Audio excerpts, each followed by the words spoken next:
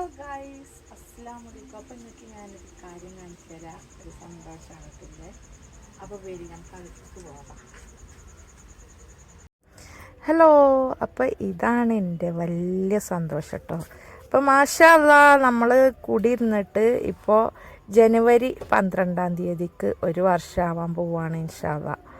അപ്പോൾ കുടിയിരിക്കലിന് വന്നിട്ടുണ്ടായിരുന്ന എല്ലാവരുടെയും ഒരു അഭിപ്രായമായിരുന്നു. അഭിപ്രായം എന്നല്ല, എല്ലാവരുടെയും ഒരു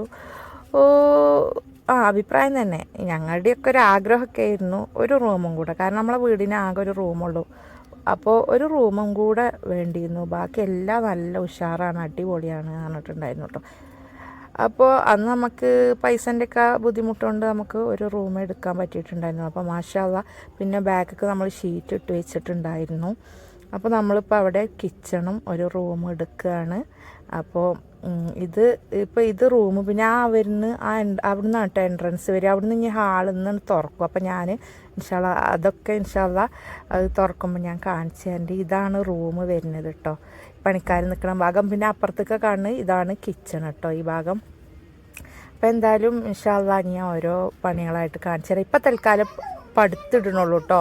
പിന്നെ ഇൻഷാ അല്ലാ പൈസ ഉണ്ടാകുമ്പോൾ വാർക്കണം. ഞാനിങ്ങനെ കടങ്ങളൊക്കെ ഉണ്ട്, അപ്പോൾ അതിങ്ങനെ വീട്ടുമ്പോൾ അതിൻ്റെ ചെറിയൊരു പൈസ മാറ്റി വെച്ചിട്ട് ഒരു ഉറുമ്പ് അരിമണി കൂട്ടിയേക്കണ പോലെ പറഞ്ഞിട്ട് മാറ്റി വെച്ചിട്ട് ചെയ്തതാണ് കേട്ടോ.